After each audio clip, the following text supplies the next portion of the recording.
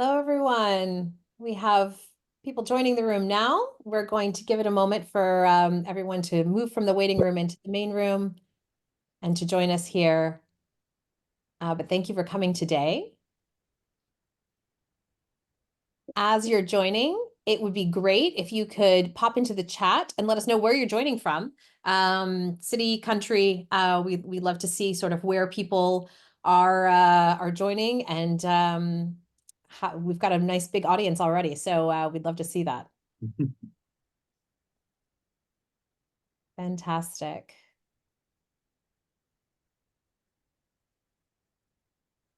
We sort of have people from all over, a lot of Amazing. Europe, Yeah. some the United States. It's moving very quickly, so I can't keep up with all of them. China, Delhi, Greece, New Zealand, Nepal. Nepal. Very exciting locations here. Very cool to see. Yeah, I love to see everyone joining us from all around the globe here. Wonderful.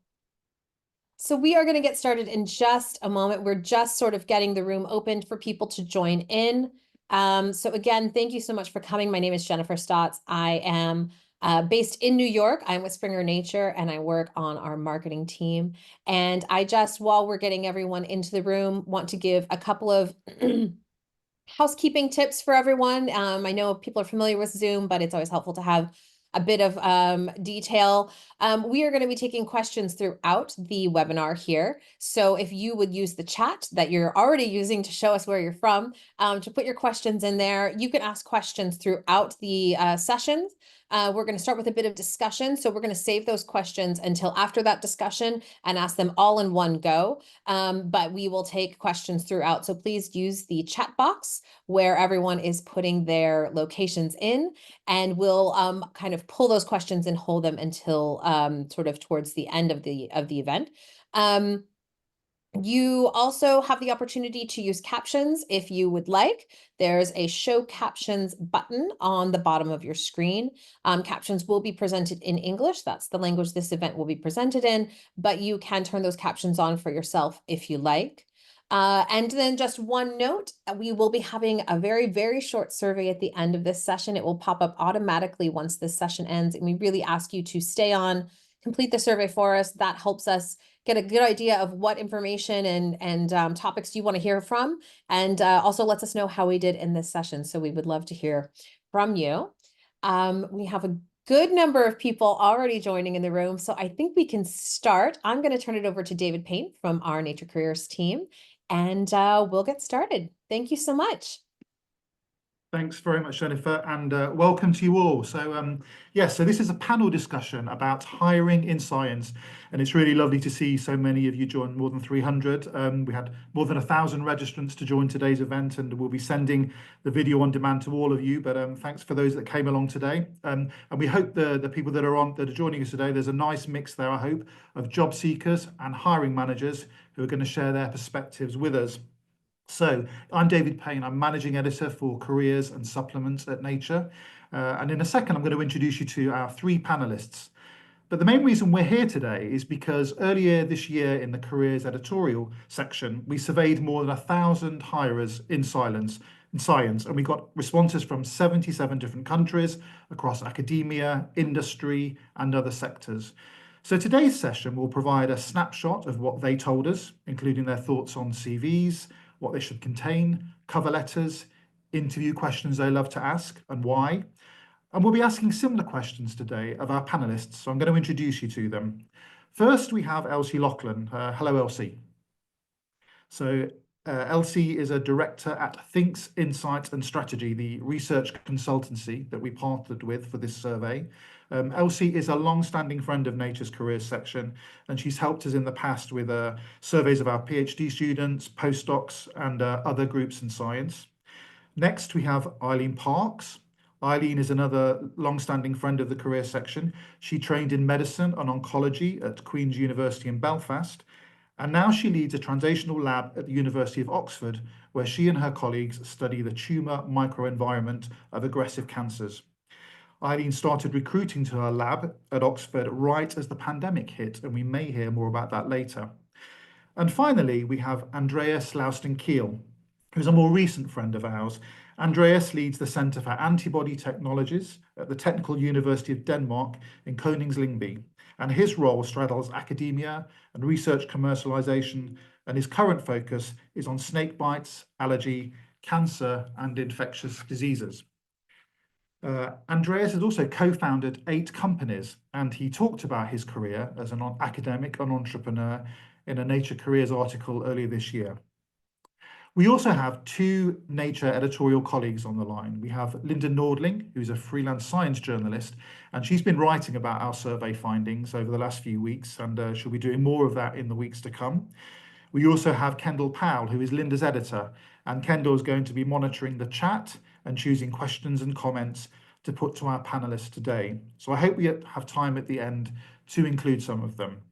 So talking of the chat, please make full use of it. We want you to share your comments, your questions, your experiences of hiring and being hired.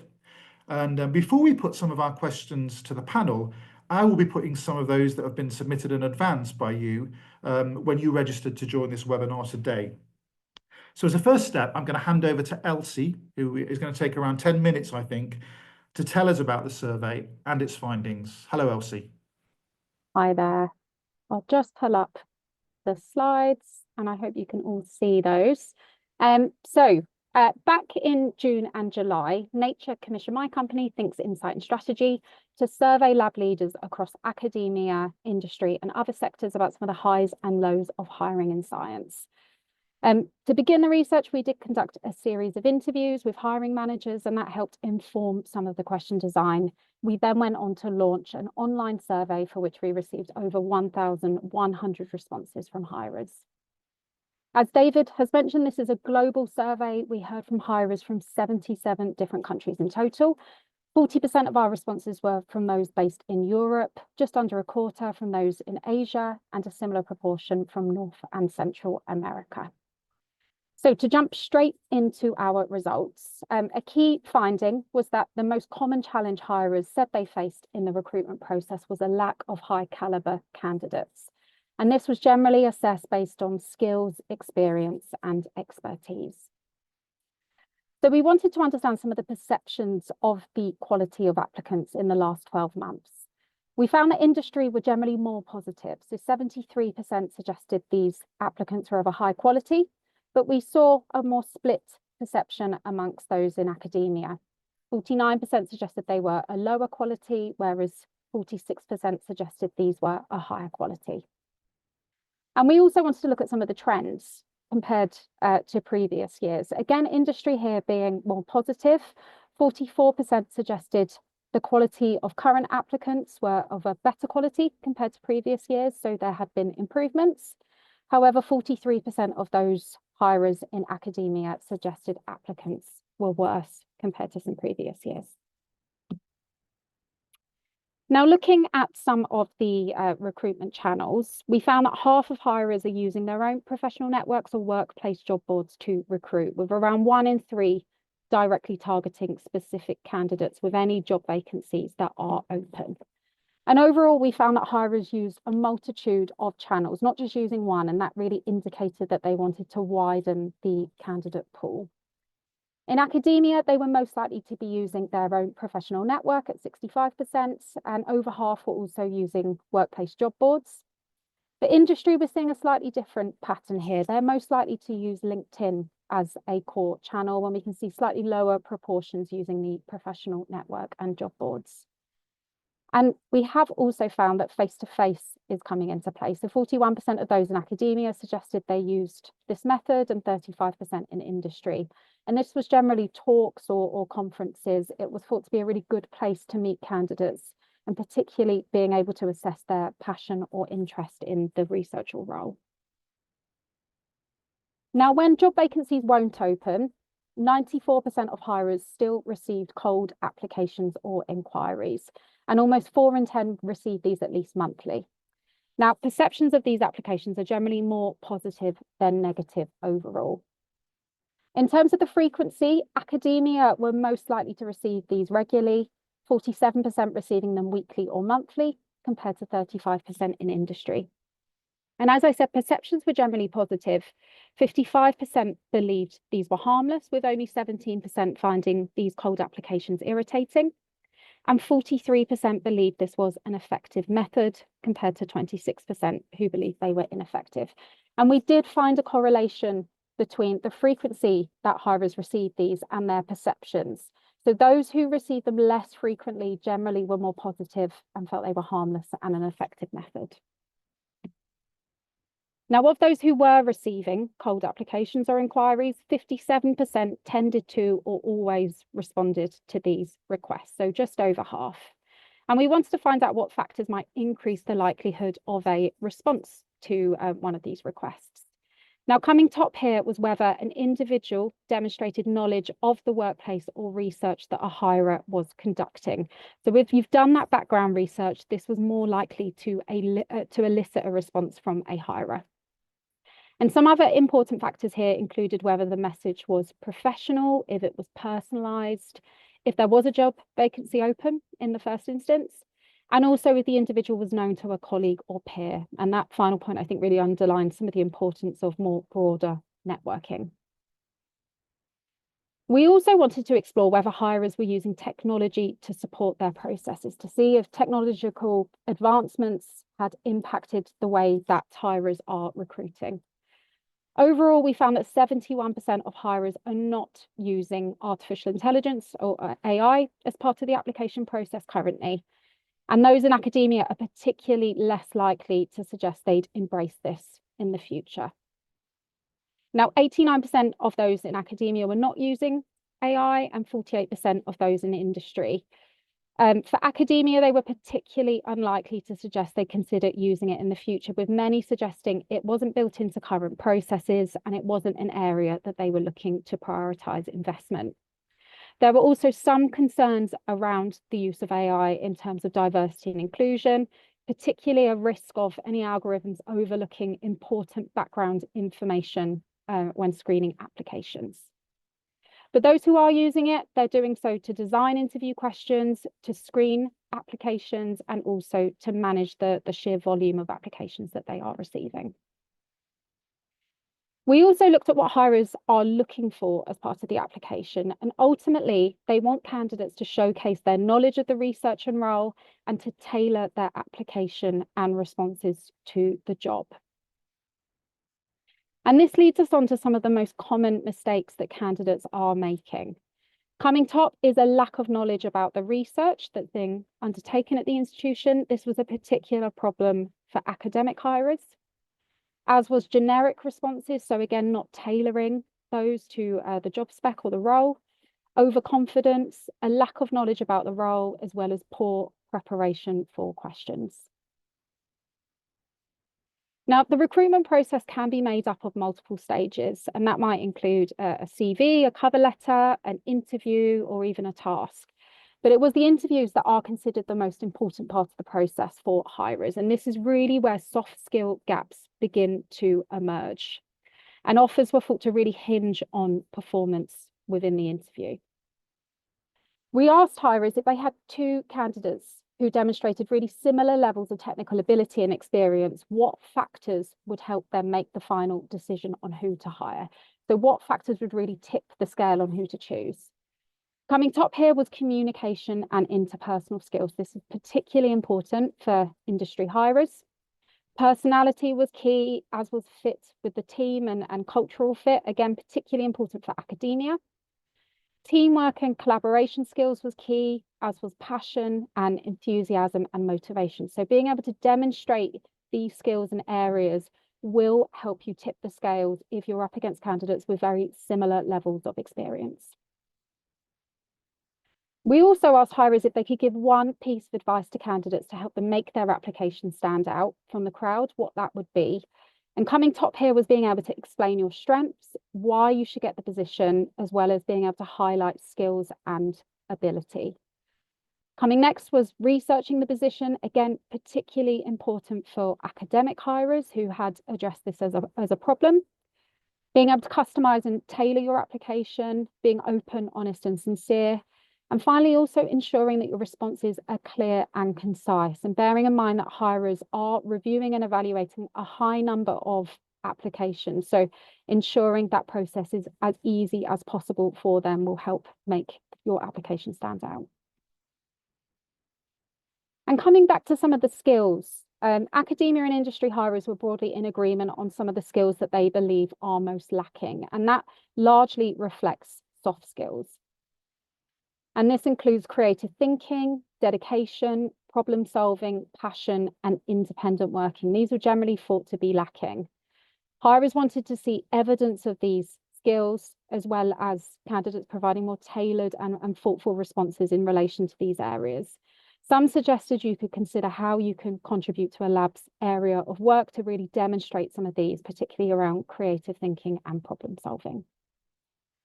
And finally, we wanted to find out what skills are becoming more important for candidates to assess some of the trends in skills over some previous years. Coming top here was computing skills, as was soft skills, collaboration, organisation, time management, and also writing skills. And computing and writing skills being particularly important for academic hirers. So to summarise some of the key findings, firstly, we found that these unsolicited requests or cold applications are frequently received, but particularly by those working across academia. They are generally perceived to be harmless. They're more likely to be viewed as positive rather than negative, particularly if they are professional and personalised. But there is that watch out, and that is those who receive them more frequently are perhaps less positive about them overall. The second key finding is that there is a perceived lack of high caliber candidates. That's seen as the main challenge currently facing hirers. And this pertains to soft skills in particular. And this is most likely to be recognised within academia. And finally, expertise and experience are the most important things for candidates to demonstrate, particularly when first applying. It's soft skills that later emerge as part of the interview stage, and that's seen as particularly important, a key time for that to be evidenced and demonstrated. And hirers are really looking for tailored and bespoke responses which are relevant to the job spec. I'm going to hand back over to David, who is going to chair some of the discussions which are related to these findings. Thank you very much, Elsie. That was fantastic. And it's been really encouraging to see so many questions and comments coming in. And thank you, Kendall, for addressing some of those. I don't know if you want to look as well, Elsie, now that you've finished your bit, because I think some of them you might be able to respond to. But I just want to encourage everybody to keep putting them into the chat. We'll be looking at them and trying to answer as many of them as possible towards the end of the session.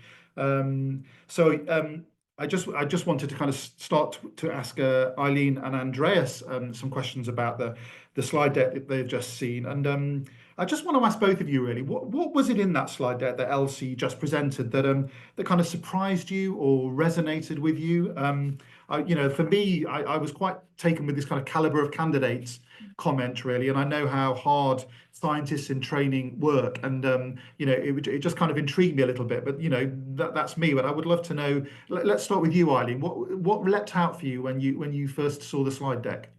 Yeah, so I think what resonates for me and what surprises me every time it happens is when someone comes to interview and does this great interview, and then you ask them something specifically about the role they've applied for.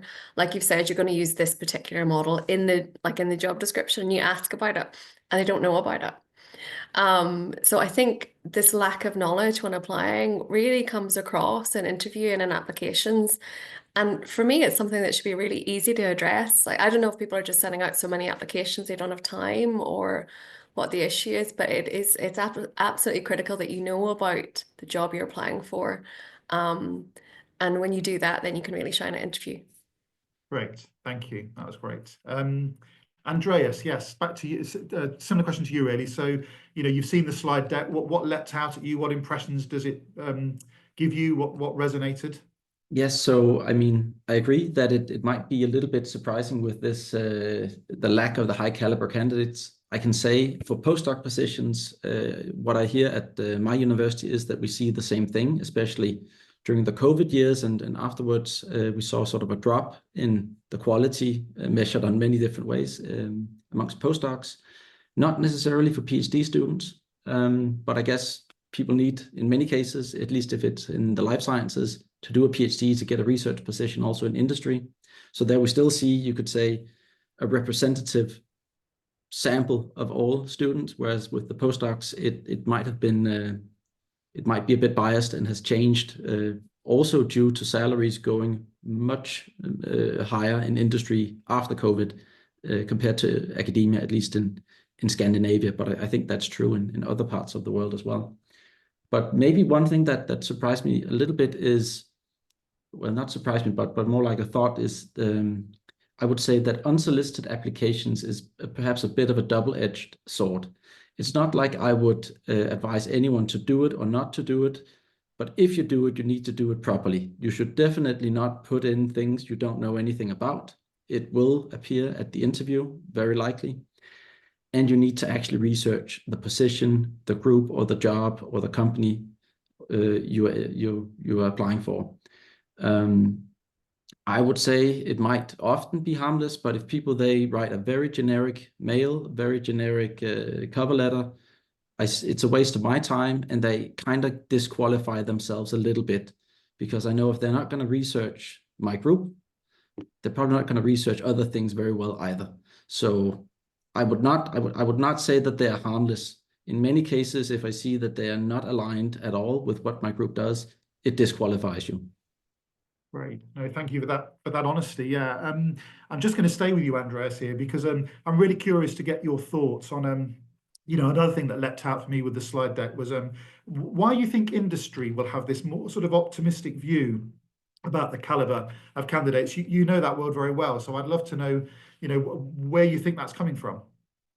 Well, I mean, I would like to say that it's because the universities are doing a much better job now at educating the many people for jobs in industry as well, which has been a major critique point, I think, for decades, that universities educated people to have a job at the university, but that many of our students and postdocs lacked skills for industry. But I think it might be a mix of different things that are you could say coming together, and perhaps at least in Denmark, where economy has been going very strong for, I think, a few decades now, is also compared to our neighboring countries, that industry jobs, they simply offer a better package when you look at salary, when you look at the possibility to have leave without being interrupted in your leave, whether it's maternity, paternity leave, sick leave, whatever. And maybe also that many industry jobs are now more exciting for scientists, that there's simply a better connection with universities and conferences and academic and scientific institutions that make it overall a fairly good package for those scientists that don't have the ambition of becoming professors and having to be in the public system, which most, I think, of at least Northern Europe, it's public universities. So I think it's a mix of different things, that either you aim to become a professor, but if you don't want to do that, then industry objectively offers a very good package. Great. No, thank you. And just a shameful plug here for, shameless plug here for, the nature.com careers section. Like we cover this career journey, these career experiences extensively, and similarly on our naturecareers.com job board, you'll find lots of opportunities there on both the industry and the academia side. But so my next question is for you, Eileen, and Andreas, you touched on it, but I'd love to know what your approach to handling sort of cold applications, as we call them, what emotions they stir for you, how you respond to them, and I'd love to know how many you typically get in a year as well. Yeah, no, I was thinking about this. So if you include PhD applications, I don't know if I can, I get upwards of 10 a week, which is a lot. And I am embarrassed to say that I respond to very few, partly because of the volume that I get. I never thought I would be the person who didn't respond, because I appreciate someone's gone to the effort of sending an email, but I just get so many. So it's very difficult, and I appreciate it's difficult for people out there who want to get a foothold in as well. So I want to give a bit of advice then about what I look for in the emails I respond to and what makes me respond. Yeah. So obviously there's research in the position. Actually, a lot of people do that pretty well now. So most of the emails I get, they'll talk about what my group does and what they're interested in, like how that aligns. But what people don't tell me is what makes them tick. So I really want to know who the person is who's emailing me, what motivates them, what motivated them to send the email in the first place, and what gets them excited, what makes them want to do science and want to stay in academia despite the better salaries in industry. So, and I also say to people writing anything, be aware that someone may only read the first and last paragraph of what you write. So get your motivation in there in the first sentence. If you've attached your CV, you don't need to repeat it in the first paragraph. And then in the final paragraph, tell me what you want out of life, what you want to achieve, what your goals and ambitions are. And those are the emails that I will pick up and respond to. Yeah, I think the culture in the UK is slightly different as well to maybe the US, where cold applications are more common. So I tend to view cold applications sympathetically as people looking for opportunities and options, but it doesn't necessarily mean that I'll respond.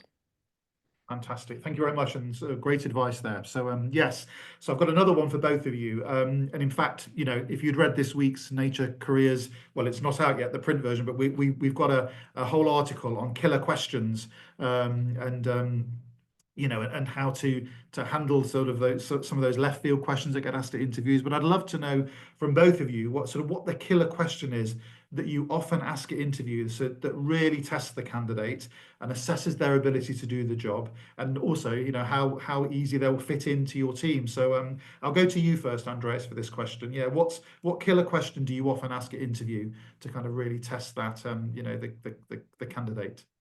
Yes, thanks, David. Maybe just to add to Eileen, I receive somewhere between 1 and 5 unsolicited applications per day.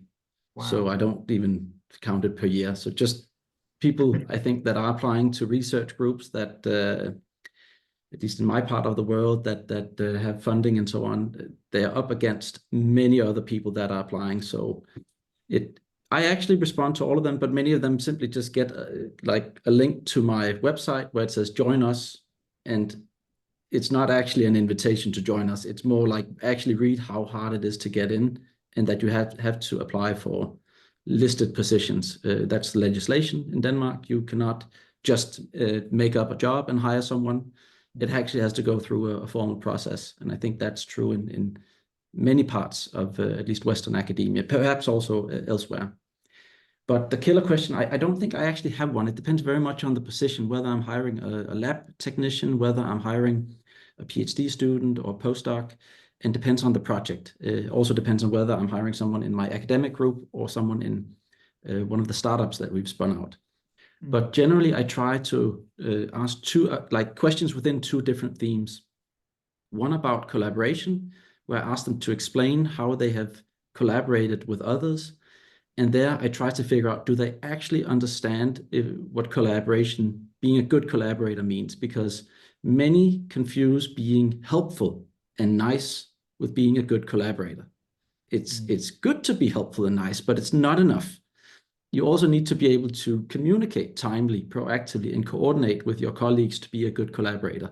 And I know plenty of super nice, helpful people that are very bad at doing that.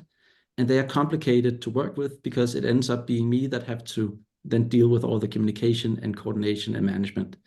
So I think that's a piece of advice, is that people, if they are not completely sure what it means to collaborate, really try to figure out what does it actually mean, not just from the employee, but also from the employer view. And then often I try to ask a question that comes out of nowhere to everyone. So that will look very different. It can be sometimes a simple joke that has nothing to do with the role at all. And it's just to see, how do people react when something comes completely out of nowhere? Are they startled? Do they laugh? Do they get defensive? How do they react?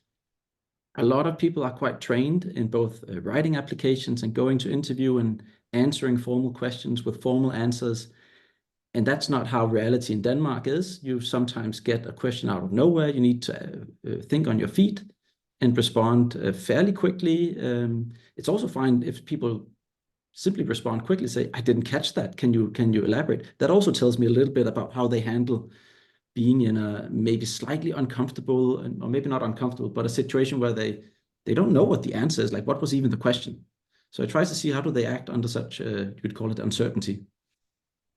Thank you. Yes. Eileen, your killer question.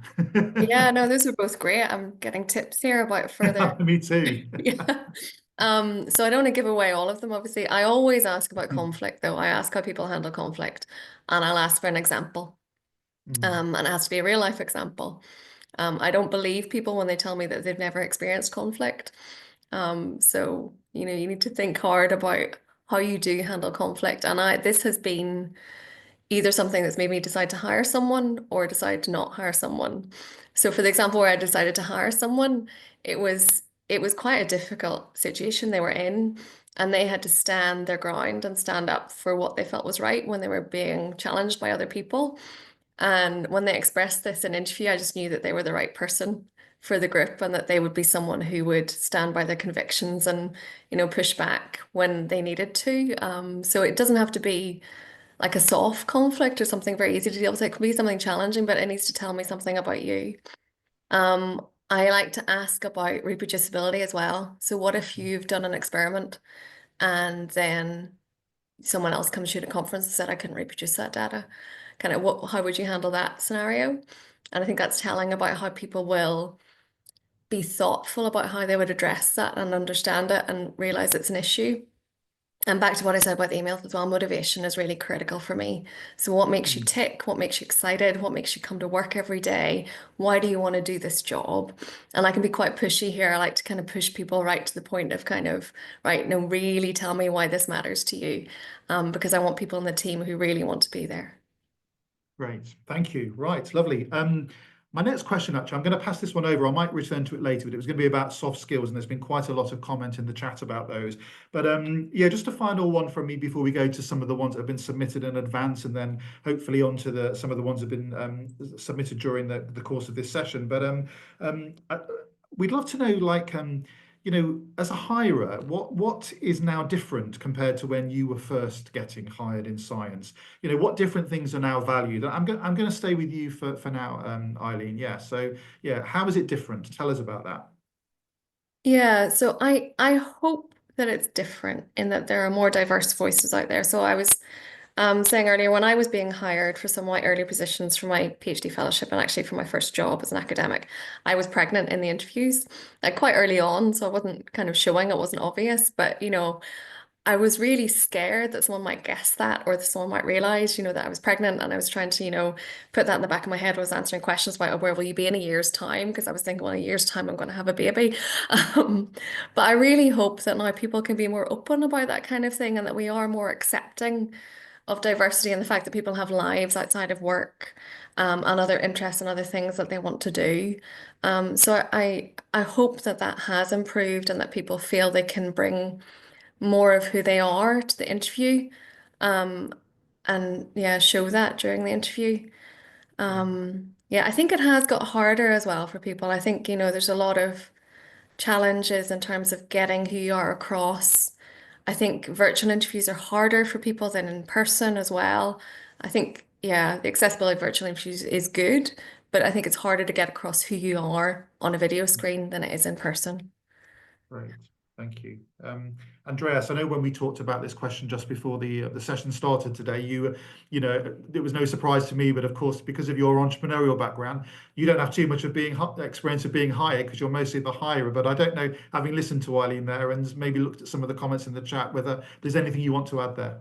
Yeah, I think maybe what is probably true across the globe is that the world has become increasingly globalized, and there's a larger number. I think there's a larger number of people that are willing to move to a different country, to another continent, and settle. At least we've seen in Denmark, I think, overall a huge increase in applications from abroad, both good and bad applications. So I think in total that means that probably some hotspots in the world are becoming insanely competitive and popular to go to, whereas others might be less affected, and others might even experience a brain drain. this was already ongoing when you could say I entered the job market, which is sort of 10-ish, a little bit more than 10 years ago. But I think it's just it's just increased to even higher peaks, and you can see it indirectly on salary levels and what the price of a hotel room in Boston, as an example, or other major cities with life science hubs. There's clearly a more polarized, you could call it even society, when it comes to the job market in life science. I think that's my view, without having any data except hotel room prices. You remind me when you were talking there that we published a story last week that compared Copenhagen very favorably with Dublin, and the costs and the kind of the infrastructure there for maybe a scientist with a young family. But yes, so we're now going to go to some of the questions that we had in from those early registrants, and yeah, a really great one here. So as far as you're concerned, what makes or breaks an interview? Eileen, tell us about that. Yeah, so, absolutely, when you've made it, when you've got this enthusiastic candidate who knows the field, who knows your work, is excited about the opportunity and communicates that really well. What breaks it, though?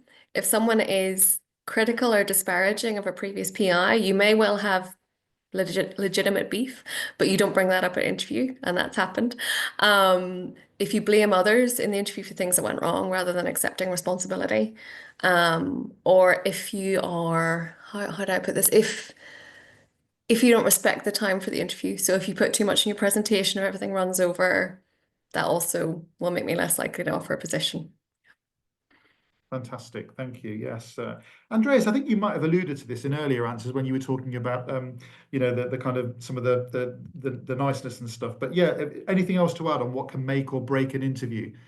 Yeah, so there was also a question in the chat that I'll try to sort of combine with this question, and that was also in a situation where I asked this maybe surprising question, you can call it. It doesn't need to be uncomfortable. I said in some case it is. If I feel that it's a tough candidate coming in with a lot of grit, it will be a tough question just to see, can they actually handle it the other way? And quite recently I asked, I can't actually remember the question, but I asked some very tough direct question. And the candidate sort of just looked back at me and asked me a similarly tough question back. And I liked that because this was a position that really needed some guts, you could say. It was a position where the person will likely have to present to investors and decision makers. And you can't, you need to be tough for such a role. So I liked it for that. That role, you needed someone who wasn't afraid of an on-the-spot challenge. But in other cases, if you are too defensive and you are provocative when it's unnecessary, then I wouldn't. Don't just come in and like fight me at an interview, but analyze the situation. Am I being tough on you? You can be tough back. Am I being very nice? Then probably don't be unnecessarily tough. Generally speaking, I find that a lot of young people are a bit high maintenance when they come, especially directly from being students. And perhaps this is not only, but particularly a Danish phenomenon, that until people finish their master studies, they are the product. They are there for themselves. We are there to service them, in a sense. We're there to educate them. And many young applicants for especially PhD or research assistant positions, they sometimes forget that we are hiring them as a resource. Yes, we of course want to give them a nice time and train them, but they're also a resource that we are paying very high salaries for here in Denmark to get something done. And if they somehow can show that when they take on a task or job, that they do their best to solve it diligently and respectfully and together with colleagues, that's great. And if they can demonstrate a track record for that. But if they can't, and I have a fear that this person is egoistic or have their own agenda here, or they're just here to boost their career and don't actually want to deliver, that's a warning sign. And one of the things I actually look for, which is, you could say in Denmark is typical, but in many countries it's not typical, is that people have had what I call a, sorry for the language, shitty job during their studies.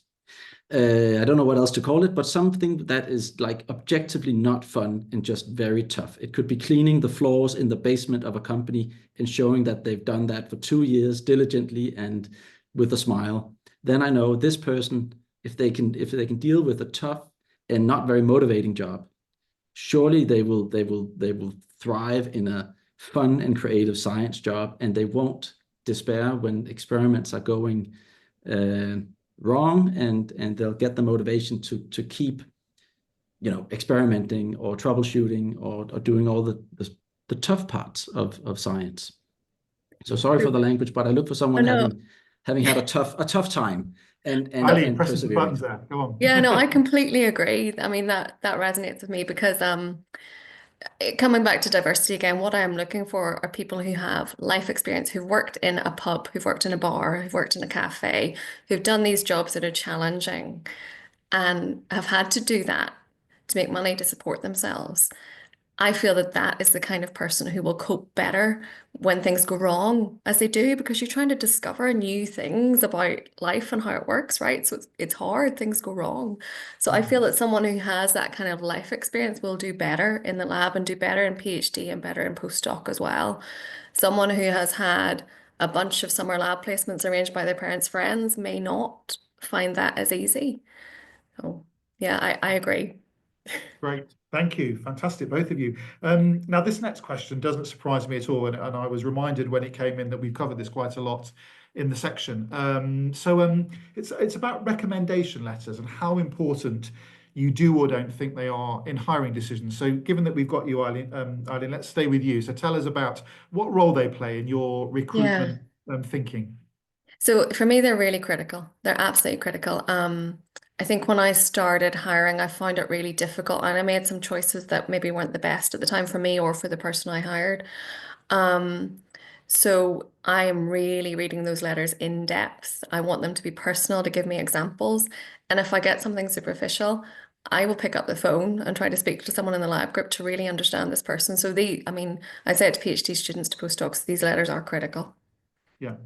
Thank you. Right. Yeah. Andreas, what about you? I have to say I'm incapable of reading between, I mean, I'm not incapable, I'm bad at reading between the lines, especially when these letters come from people I don't know.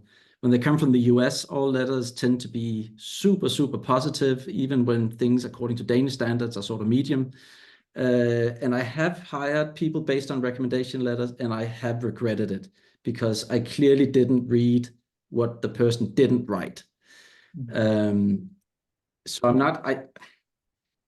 I'm not against recommendation letters, and especially if they're very specific about what people can do. But if they're a little bit generic and fluffy and they're from people I don't know, they're not bad to have, but I don't use them for so much because I might not know if it's a person from, now I'm just inventing a country, but Nepal writing that this person is this and that. I don't know how that looks from a viewpoint from Nepal, but if it's a colleague from the University of Copenhagen, the neighboring university, writing something, then I have a good sense of what do they mean when they say that someone is hardworking. So I think it really depends on where they're from. Don't send 10 recommendation letters from all around the world. I won't use 10, but if it's a recommendation letter from someone that I know or very likely know, it can be helpful. And the more specific they are, the better, I would say. Great, thank you both. So my next question really relates to one of Elsie's slides, which was about technology, basically, and the technological advances that might change how we hire and recruit, how we get hired and how we hire.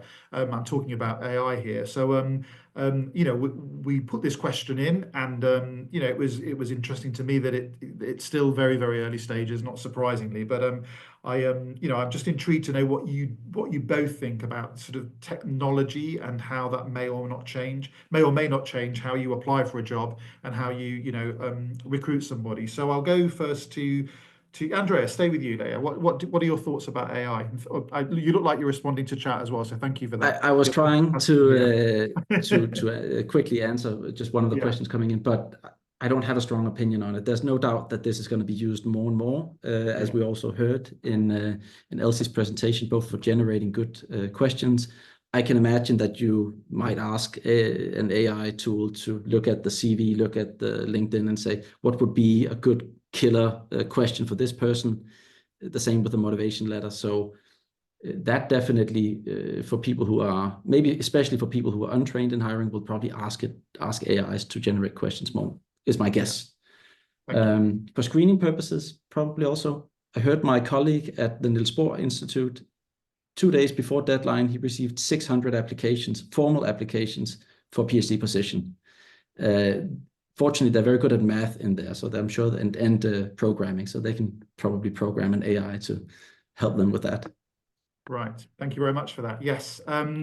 I'm just conscious of time and trying to give some of the people that are actually attending an opportunity to have their questions answered. But this one is for Eileen, and it's a topic that we covered in, I think, the second feature that we covered. But should candidates use words like passion, dedication, commitment, engagement in cover letters and other, recruitment documentation? What are your thoughts on that? What do these words say to you?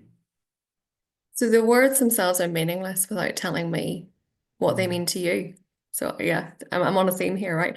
But if you tell me you're passionate and don't tell me why you're passionate, it's completely meaningless. It might get you a tick box if AI is doing the shortlisting, but I don't really think I want AI to do my shortlisting yet. You have to give me examples of why you're dedicated, why you're passionate, why, what were the others? Yeah, why you're committed, and then I'll believe it. Okay, sounds good. Thank you. And this question is for Andreas again, because of your history, Andreas, your career, your own career history. But tell us about some of the sort of common mistakes that applicants for industry roles make. What sort of things leave you cold when you see them? Yeah, so I think this is true both for industry and academia, and it's perhaps mostly true for young applicants, is that they, a little bit what I also said in my last answer, that people, they forget that they are a resource or an investment or both. So they come, also they start writing it in their letter, and they also, for the job interviews, they tell you all about what they have done. And of course, it's good to have a track record, and they tell you all about what they want to do. But basically, when you sit there as the hirer, you have a problem with something that you need solved, and you need someone to fix it. So you look at who is going to fix that problem. So people, they need to think of themselves much more as a business proposal, as a value proposition. Hire me, and then I will do this and this and this, which will be great for you. And at the same time, I will then do this and this and this, which will bring me further in my career. So try to, as with any, you could say, contract, think of it from the other point of view. What might the hirer be looking for? And somehow try to explain how you are a fantastic investment for the position. Great, thank you. I'm gonna have one more question. It's come from a student actually, and I wanted to ask it because you both alluded to it. And I have a sense of how you approach this particular platform. But somebody, again, a student wants some advice on networking, and they don't know how to get started on LinkedIn. And I'm sure you're both kind of, well, I know for a fact that you're both kind of, sort of quite active on the platform. It might be an understatement there, but like, tell us what your advice to them would be on how to get started with their LinkedIn profile and activity. Eileen, we'll start with you. Yeah, it's a really good question. I think there's lots of social media platforms, and LinkedIn is maybe more for industry.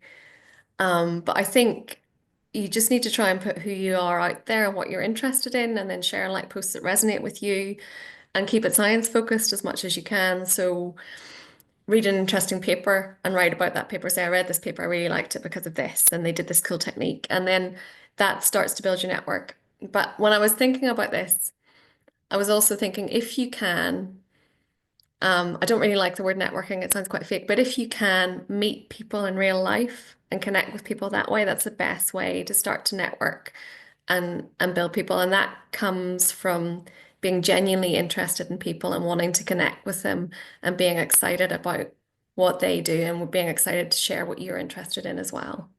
Great, thank you. Andreas, anything to add there? I'm not necessarily the best person to use LinkedIn for those purposes. I do connect with a lot of people, but it's mostly to follow what they publish and say and do. But I agree with what Eileen said. Try to meet people if you can. Conferences can be a good way to do so. Can also be good without me encouraging anyone to just writing a lot of unsolicited applications, but get in contact with people without applying for a job yet.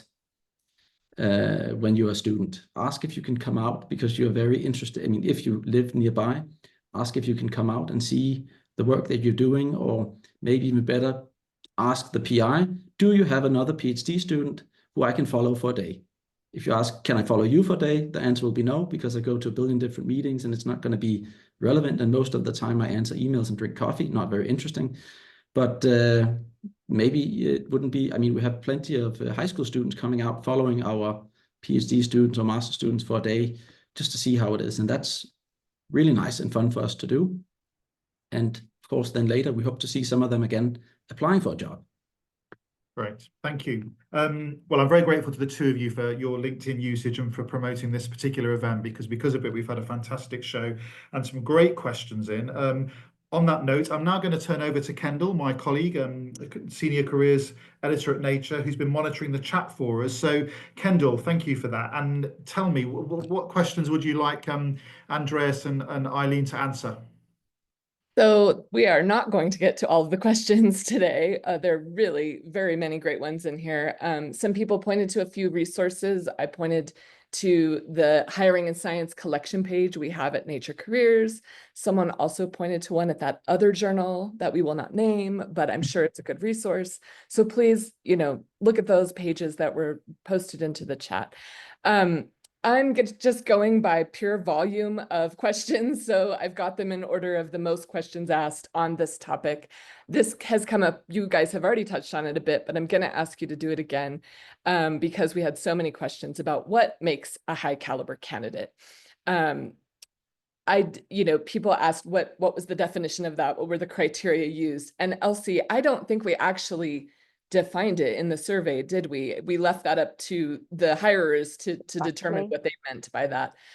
So I was going to ask Eileen and Andreas if they could speak to what criteria they think make a high caliber candidate.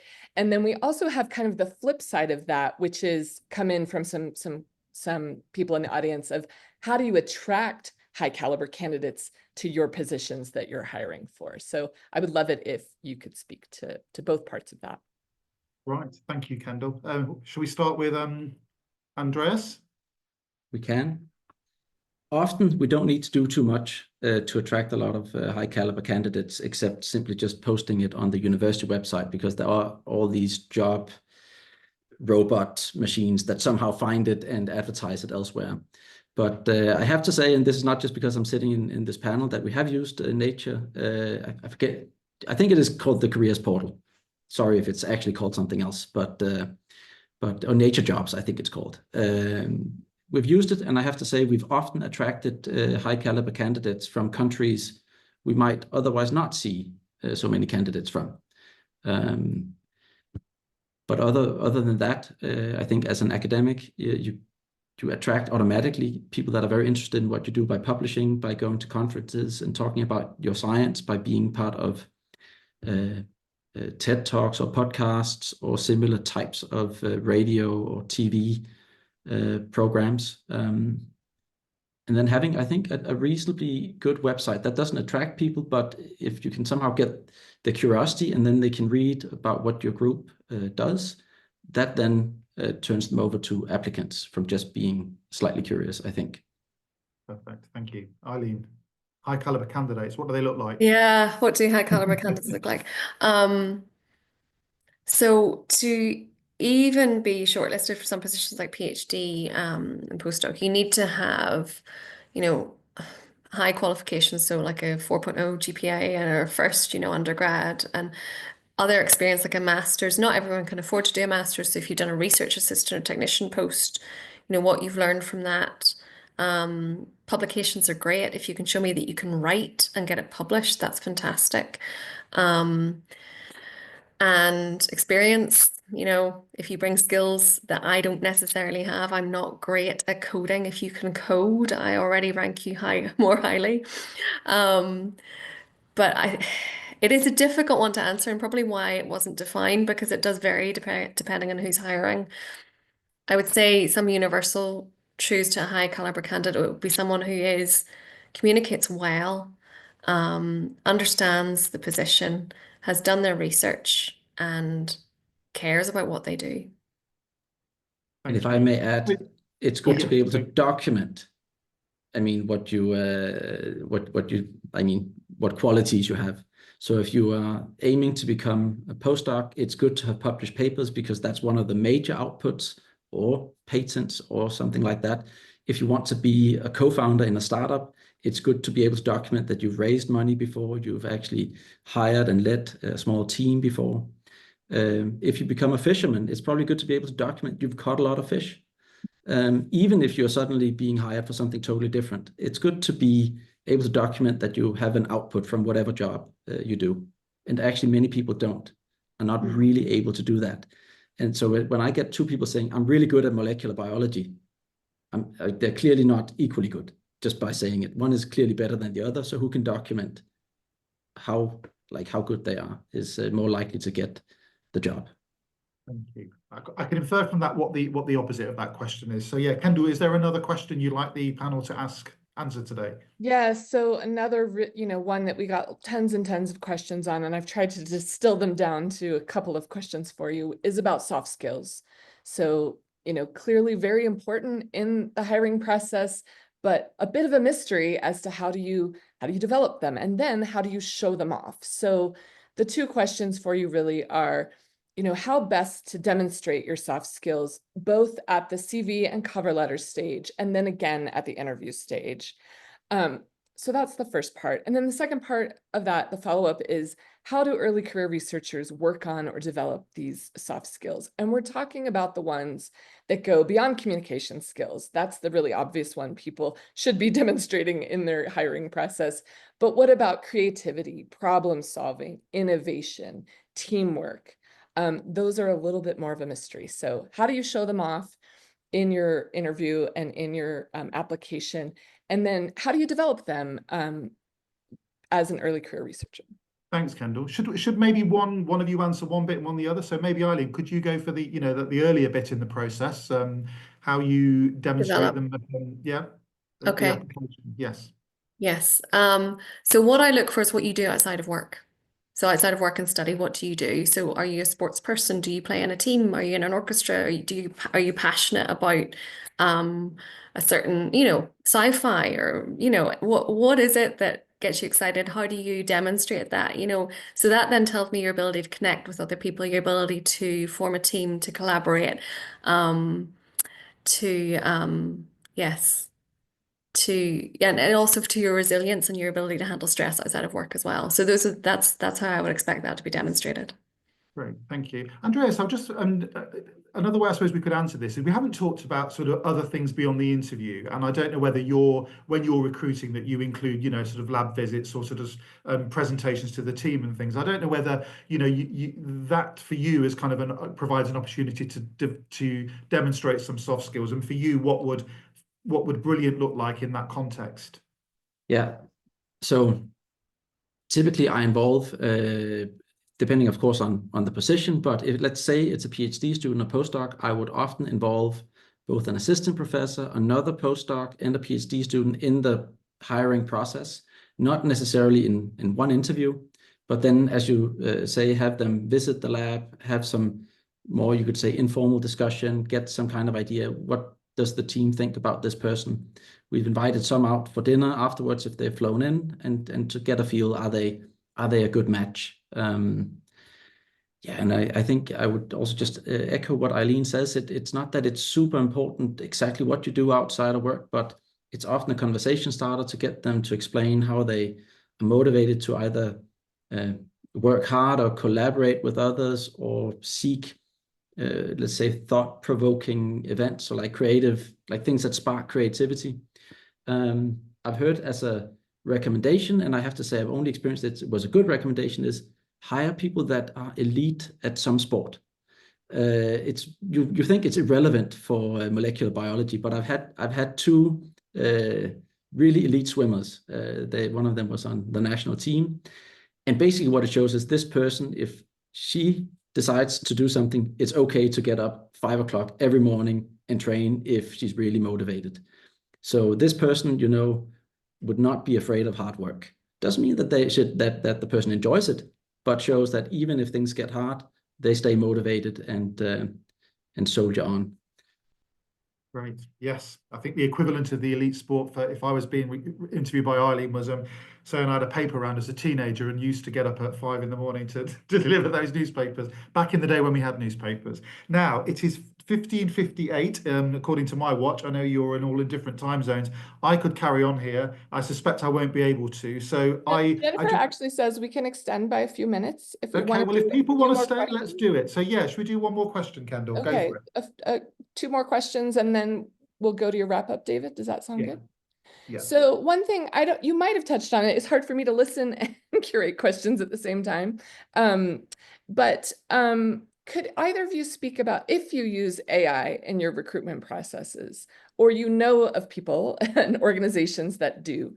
Our audience is interested in how AI is being used in the hiring process. It's okay if the answer is no, we don't do that. I don't use it. At least I haven't used it yet. The University of Oxford is quite old. It'll take us a while to adopt something like AI just yet. So no, it's not used. Okay, just wanted to squeeze that in case we did have something to say. This is a good one to end on, and I think one that's of interest to everyone out there listening is, what is the most useful thing to do to stand out at the initial phase, right? How do you get your application, in that giant pile, to stick? What is something that someone has done that really stood out to you that made you go, oh, and pull it out of that giant pile and save it for the short list? I think a lot of our listeners would like to know. So it is really hard to do, but tell me who you are in a paragraph. What makes you excited? What makes you get out of bed in the morning? That is different for everyone. It's really hard to put it on paper, but if you can do that and communicate that in a paragraph, that's exactly what I'm looking for. I can't say it any better. I can only maybe then touch upon the opposite of that. Don't make an ugly application. Here I'm thinking just formatting, font, indexing, colors. It can be neutral and boring. Don't make it ugly. Have attention to detail. I mean, this is what having a large research center and being fairly busy, that's what pains me the most is when people, they don't do proper proofreading or don't stick to one font or suddenly change the language in the middle or whatever. Consistency is great, and attention to detail. For many academic and scientific jobs, attention to detail is important. Yeah, beautiful ending in more than one way. So that's really all for today. Our hour is up. Again, a huge thank you to Eileen, Elsie, Andreas, Kendall, and also to everybody on the call for sharing their perspectives. And on that note, I want to just reassure you all that, if we didn't get to answer your question today, we are in major commissioning mode right now. So we won't be, your comments and questions will not be squandered, I promise you, because we're always looking for ideas of things to cover in the section, and you provided them in abundance today. So, and I imagine we will also make this webcast available as video on demand on our website, as well as sending you a version of it when the event is over, so you'll get a chance to watch it again. And in the meantime, don't forget you can keep abreast of what's happening in the world of science careers by signing up for our weekly careers briefing and checking out nature.com/careers. And if you're looking for a job, as Andreas alluded to, you can visit our jobs board at naturecareers.com, where you can find the latest opportunities. And if you're based in the US, finally, just gives you a very happy Thanksgiving for next week. So I've really enjoyed this. We've never done this before. I want to do it again. I don't want to win now, actually, but I've got to. So I'm going to say thank you to everybody for coming. And yeah, we'll be in touch. All the best. Thank you. Thank you. And if I can remind everyone, a survey is going to deploy shortly. So please hold on tight, give us your feedback, let us know how we did, and let us know what else you'd like to see in future webinars, because we want to continue to provide great content for you. To all of our speakers and our panelists, thank you so much. And I hope everyone has a great rest of their day. Thank you. Thank you, Jennifer. Bye-bye. Bye-bye.